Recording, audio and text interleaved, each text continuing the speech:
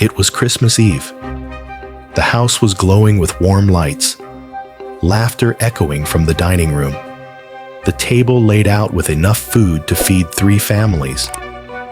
And somewhere in the middle of all that holiday magic, my 16-year-old daughter was quietly making a choice I knew would end with an emergency room. I saw her reach for the chips, then the soda, then the sweets. She didn't touch the roasted vegetables or the tender meat dishes she had always said she liked. I reminded her softly, "You know what these will do to you." She looked me right in the eye and said, "Christmas is only once a year. I just want to live a little." The problem is, living a little for her never ends with a stomachache and regret. It ends with violent, unstoppable vomiting, the kind that leaves her pale, shaking, and unable to hold down even a sip of water. It ends with hospital admissions, IV lines, days of recovery. And I have watched this same scene play out for years. Ever since she was a little girl, she's had what doctors call a sensitive stomach. But sensitive doesn't capture the reality of it. There's a whole category of foods that are landmines for her body. Soda and carbonated drinks, chips, fried or oily meals, most sweets. All the foods that light up a teenager's eyes are the very ones that put her in danger. We've seen countless doctors. They can't give a clear diagnosis, only the same advice: avoid the triggers. And for years, I controlled what came into the house. I protected her by simply not buying the things that would hurt her. But she's not 7 anymore. She's 16, with her own money, her own friends, her own ability to trade lunches at school or order whatever she wants at the mall. And she does. Despite knowing exactly how sick she'll get, she still chooses the greasy pizza in the cafeteria. She still grabs a meal at KFC after school.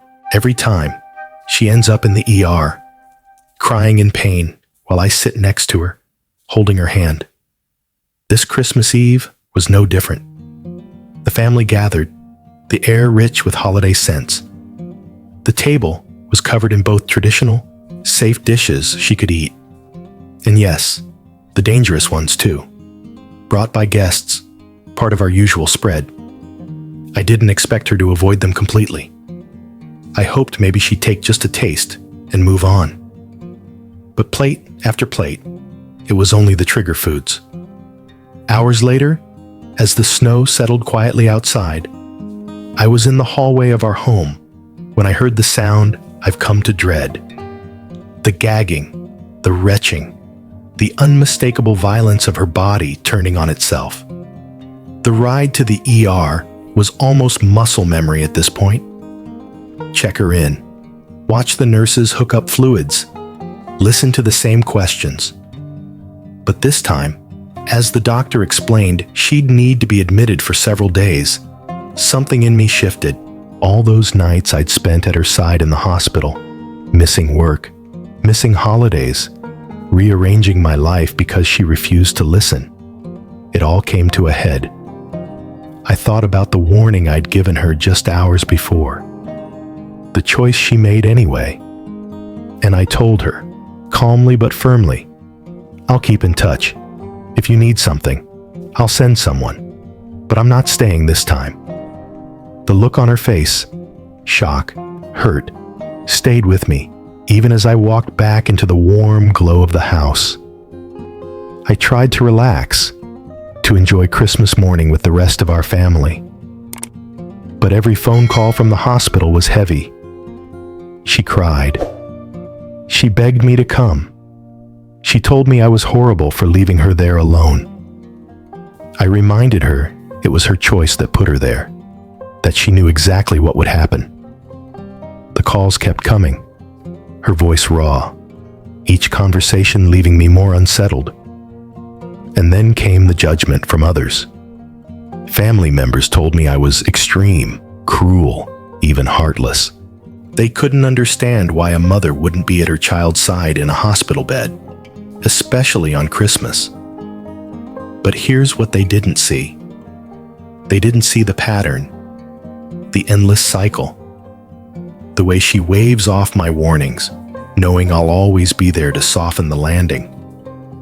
They didn't see the exhaustion, not just the physical, but the emotional drain of watching someone you love deliberately harm themselves. Because that's what it is. Whether she admits it or not, she is making the conscious choice to hurt herself. It's not a one-time holiday indulgence. It's a regular defiance of her own body's limits.